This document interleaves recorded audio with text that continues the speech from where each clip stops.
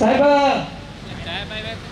અત્યારે તમે જે 1500 હેક્ટર જમીન આની અંદર જે માંગણી કરી છે, કુલ તમારો વિસ્તાર કરવાનો જે મૂળ હેતુ છે 80 જેટનો એ 18,000 હેક્ટરનો છે.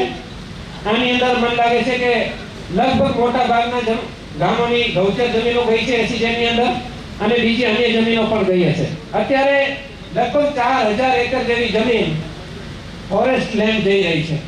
આવી ફોરેસ્ટ લેન્ડ ઉપર બહુ ડીપમાં વાત નહીં કરું, પહેલા ચર્ચા ઘણી બધી થઈ ગઈ છે.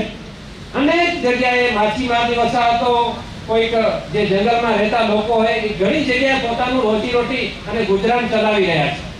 અને જેનું ઉદાહરણ ભદ્રેશ્વરની અંદર રંગબંદર છે, એવા અનેક બંદરો છે જે આની આસપાસ અને આના ઉપર નભતા લોકો છે.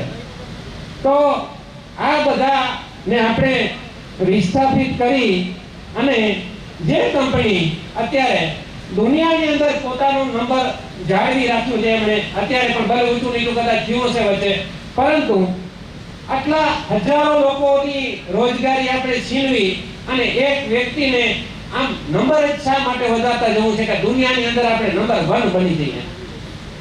આમાં કોઈની રોજીરોટી છીનવવાની વાત નથી. આપે જે વાત કરી એમ જે સવારે જે મુદ્દાઓ પર ચર્ચા થઈ ગઈ, લોકોના હક આમાં પ્રસ્થાપિત જ રહેશે, જેના ઉપર અમે અમારી મંજૂરી આપી દીધેલી છે.